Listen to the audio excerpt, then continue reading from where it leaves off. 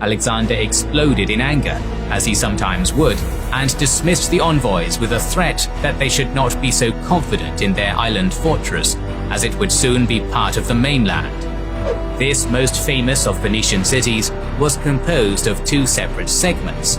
Old Tyre was on the mainland, while the primary walled city of New Tyre had been constructed on a rocky island half a mile offshore.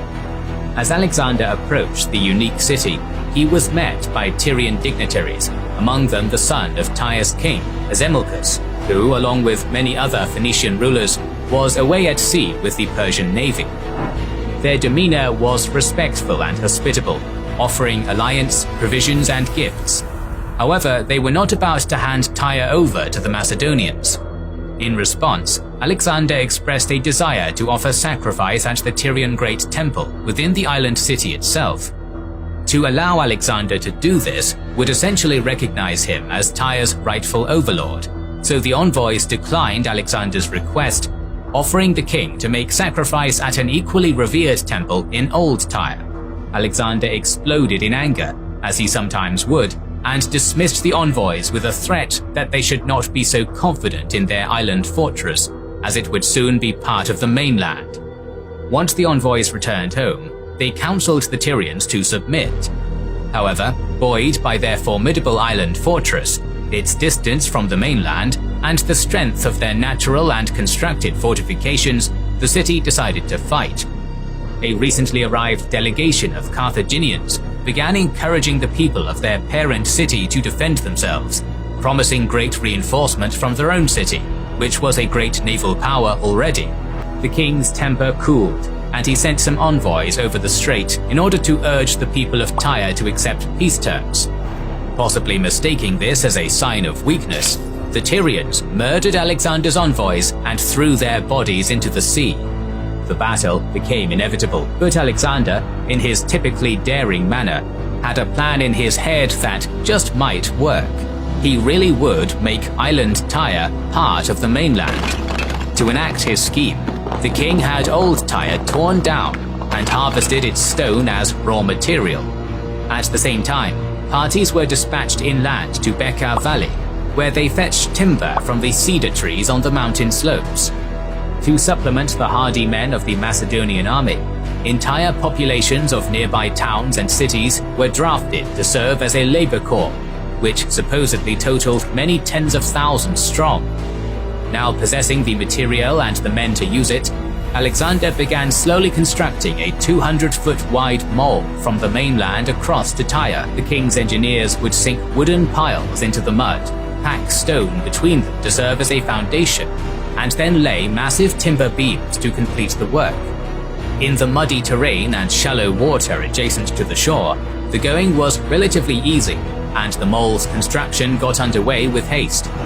Alexander was constantly present at the forefront of the effort, precisely instructing his workers how to proceed, motivating them with words of encouragement, and even handing out rewards for men who had particularly impressed him with their skill and gusto on the job. The Tyrians, initially believing the mole to be some kind of joke, rode out and mocked Alexander, jeering and asking the king if he thought himself greater than Poseidon. The Macedonian efforts were so disconcertingly effective, and the work was being enacted in such efficient time, however, that the people of Tyre quickly changed their mocking tune. Some of the city's women and children were evacuated by sea. The Tyrian fleet was made ready, and the defenders began constructing extra artillery pieces in anticipation of a proper fight in the very near future. Trouble began for Alexander's besieging army when the mole reached deeper water, taking the construction near missile range. Aiming to stop Alexander's effort in its tracks, Tyre dispatched a squadron of skiffs to each side of the mole. Near unopposed on the sea, and loaded with missile troops and light catapults, these skirmishing vessels darted in close and unleashed a focused crossfire into the massed labor corps working on the land bridge. The draftees, along with Alexander's soldiers, who worked without their usual armor, suffered terrible casualties in this initial naval sortie and were unable to continue working. To counter this kind of attack, A series of hide and canvas screens were rigged to serve as a barrier against arrow fire, allowing the workers to resume. 2 siege towers were also constructed at the end of the mole, to allow Alexander's own missile troops a platform from which to respond. Next, to counter this latest stroke, the Tyrians brought forward a large transport ship and loaded it to the brim with brushwood, pitch, sulfur, and other fiercely burning materials. This fire ship was towed in the mole's direction by a pair of Phoenician triremes, who then at the last moment peeled away and flung the makeshift floating bomb at Alexander's siege bridge like an ancient cruise missile. It struck the edge and burst into an oily, blazing inferno, severely damaging the mole, burning down the towers and killing a great many of the king's troops. At the same time, the Tyrians launched another sortie, this time landing swiftly on the beaches south of the mole and assailing the laborers who were in the process of ferrying stone from Old Tyre. Further inland, Alexander's timber supply from the mountains decreased as well, prompted by the raids by Arab tribes who inhabited the hinterland. After directing his dependable lieutenants Perdiccas and Craterus to rebuild the mole even wider than before, with towers and artillery, Alexander departed with his usual strike force of favorites and rode north to Sidon in search of a fleet. Having defected from Darius's naval war after the Great King's crushing defeat, the Phoenician rulers of Byblos and Aradus pledged their sea-borne strength to Alexander. Together with the Sidonians, that totaled around 80 high-quality vessels with equally high-quality crews. Other scattered vessels sailed from Lycia, Macedon, Rhodes, and other places. More promising still, the kings of Cyprus, seeing which way the wind was blowing, brought 120 ships and added them to Alexander's growing armada a day later. While the burgeoning fleet was being brought up to snuff and armed with artillery, the king ventured out on a punitive expedition into the Bekaa Valley, where he successfully handled the Arab tribes who had been raiding his wood-gatherers. Plutarch tells us that during this venture, Alexander snuck up to one of the tribal campfires during the night and personally slew 2 Arab warriors there with a dagger. Upon returning to Sidon, the king not only found the fleet ready for action, but 4,000 additional mercenaries at his command. With his new armada of loyal client kings and reinforcements in tow, Alexander sailed back to Tyre. Initially, the Tyrians arrayed slightly off the city to face the Macedonian attempt at sea, but this giant force was far more than they were prepared for. Wisely, the Tyrian fleet withdrew to the safety of their harbours, which they blockaded with vessels. The balance of power was now firmly on Alexander's side. The Macedonian allied fleet spent the night sheltering near the mole, ready to deploy when the sun came up. As soon as it did, Alexander ordered the Phoenician contingent to blockade Tyre's southern Egyptian harbour, while sending the Cypriots to do the same at the northern Sidonian harbour, effectively neutralizing and reversing Tyre's previous dominance on the seas. With that security, work on the mole began apace once more. Unfortunately for Alexander, a ferocious storm began before the mole was set to reach the walls.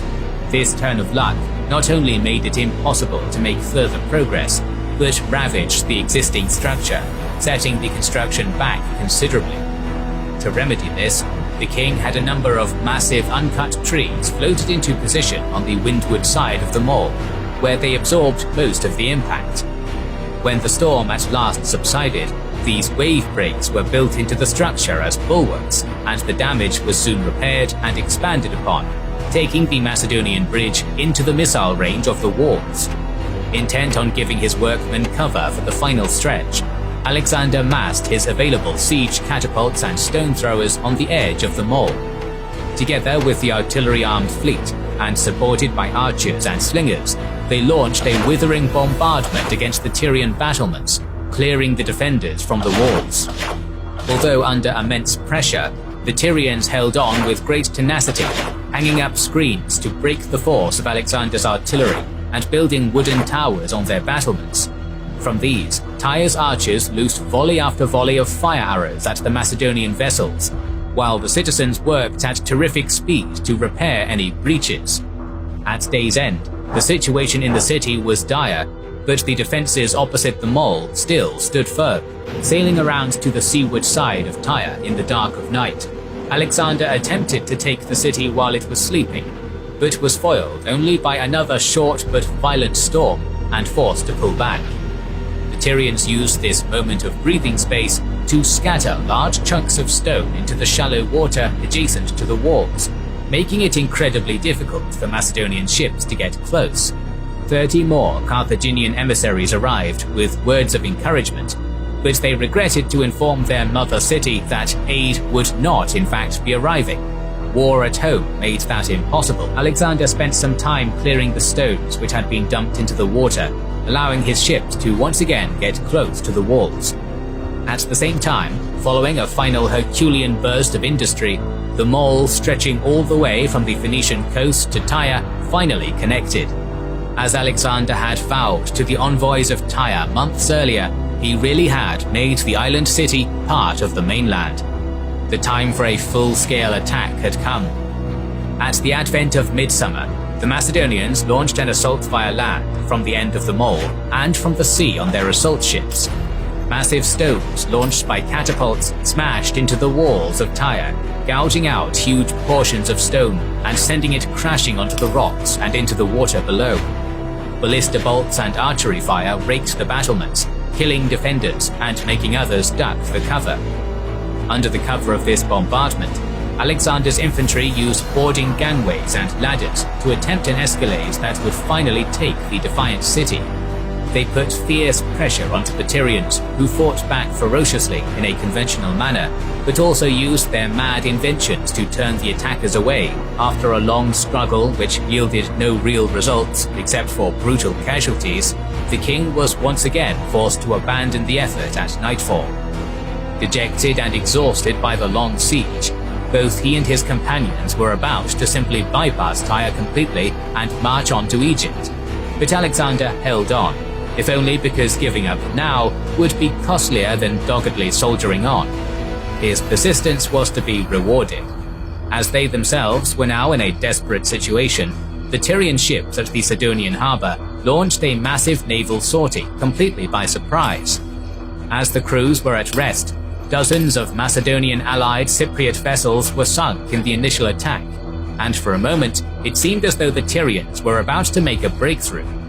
However, Alexander personally led a squadron of ships from the Egyptian harbour and cut off the overextended Tyrian squadron, destroying almost all of it and bottling the rest up in the harbour, from where they could now do nothing to hinder his efforts. The king's troops and ships followed up this success by first testing an area of wall near the northern harbour, but he was pushed away. From there, his forces turned to assault a section of the Tyrian walls just south of the southern harbour, which Alexander judged to be weak. Artillery let loose once more, and a breach was made. Rather than throwing everything into this action, the king launched a brief, probing attack and then withdrew. He was, however, now sure that the Macedonians had found Tyre's soft underbelly. A further few days passed as Alexander rested his men in preparation for the final assault and waited for good weather to return. When the wind and sea quietened down on the third day, the Macedonian army boarded its assault vessels and launched a massive attack on the weakened southern area. Artillery once again hammered the area, collapsing a breach that was then widened even further. Simultaneous attacks were made from the mole and by the fleets on both harbours in order to keep the Tyrians busy. When the main breach was wide enough, the men of the elite Hypaspis brigade and their valiant king strode through, closely followed by mighty Craterus and his battalion of the phalanx and others. As though suddenly realizing their ultimate peril, the defenders of Tyre fought back doggedly, contesting the Macedonians for every step. The fighting was so brutal that Admetus, captain of the Hypaspists, was slain by an axe to the skull. But Alexander's men had done it at last, surmounting the broken walls, taking the battlements, and gaining a firm foothold in the city. At the same time, Phoenician and Cypriot squadrons penetrated both harbours and prompted the retreat of most remaining defenders on the walls to the city centre, lest they be encircled by enemy soldiers. They ran and ran, pursued by the Macedonians, until they reached the shrine of Agenar. There they fought a last stand and died almost to the last man. With the end of organized resistance, chaos broke out. At their king's command, Alexander's soldiers went on the kind of rampage that is so common after long, frustrating sieges. Only those who took shelter in Melkart's temple were spared. 7,000 soldiers and citizens were butchered in this sack, and a further 2,000 crucified by Alexander when the soldiers' fury died down. The casualty figures would have been far worse had the Sidonians not turned into unlikely heroes. Although entering the conquered, hated city of Tyre on Alexander's side, it is said that they, feeling the plight of their Phoenician cousins, hid 15,000 people and ferried them to safety at Sidon. Tyre, already aflame, was utterly destroyed, and the remainder of its population was sold into slavery. When news of Tyre's end spread, almost every remaining city on the Mediterranean seaboard prepared to surrender, and Darius III, who had been keeping a close eye on the situation, sent even more favorable peace terms. They were denied once more by Alexander, who turned his gaze toward the kingdom of the pharaohs. As he went, time passed and the elements took their course. Gradually, the rough edges and sharp joints of the Macedonian king's infamous mole, which so boldly connected Tyre to the mainland, softened. Sands gathered and winds blew, connecting Tyre permanently to the Asian mainland,